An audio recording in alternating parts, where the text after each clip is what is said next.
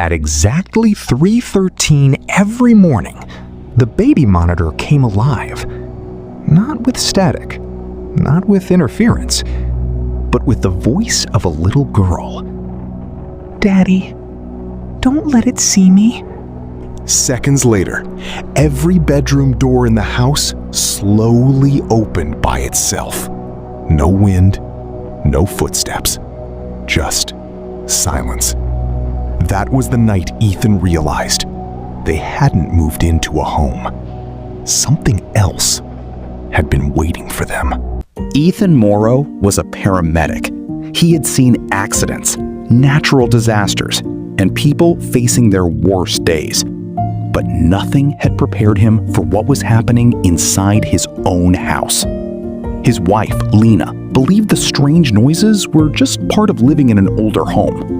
Their 8-year-old daughter, Mia, didn't seem surprised at all. She simply stopped sleeping. One rainy evening, their elderly neighbor knocked on the front door carrying a homemade pie. She smiled politely. Then she looked toward the staircase. Her expression changed.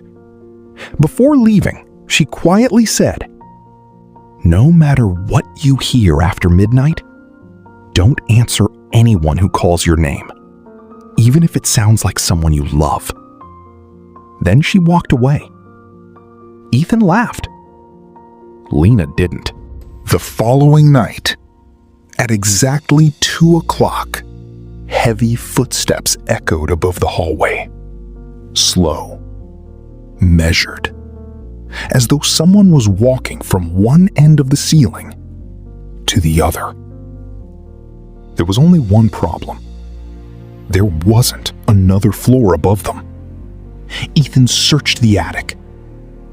Nothing. Only old boxes, dust, and a feeling that someone had just stepped away moments before he arrived. The next morning, Mia quietly handed Ethan a drawing. It showed the family sleeping peacefully. Above them, a tall figure watched from the hallway ceiling. Ethan asked who had drawn it. Mia looked up and calmly answered, "The house did."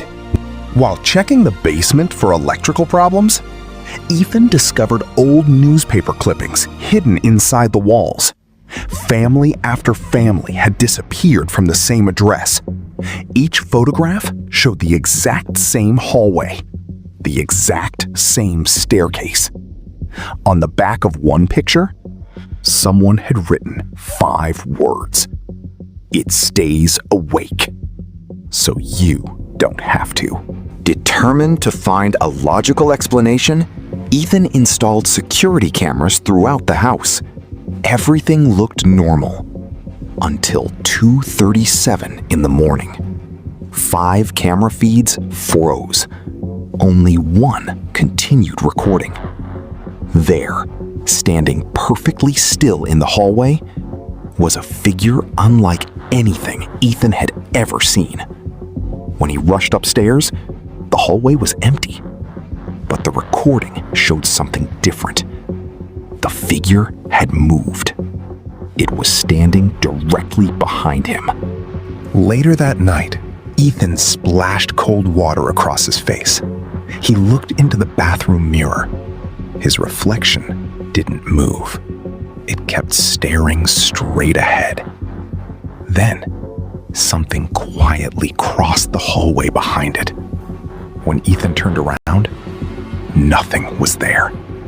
The lights went out, and whispering filled the room. Over and over again, "Don't fall asleep." Ethan woke to complete silence. Lena was gone. The bedroom door stood open. The hallway looked much longer than before. At the far end, someone stood facing the wall. He called her name. Slowly, the figure turned around. It wasn't Lena anymore. Whatever had been inside the house had learned how to imitate the people they loved. Following Mia's voice, Ethan climbed into the attic one last time. Only, it wasn't the same attic anymore. Hundreds of old beds stretched into the darkness. Every blanket held the shape of someone sleeping. But every bed was empty. Standing in the center was the figure, waiting, silent, watching. Ethan remembered the neighbor's warning. Don't answer. Don't look. No matter what. The voices around him became familiar. Friends, family, people he trusted. Each one begged him to turn around. He refused.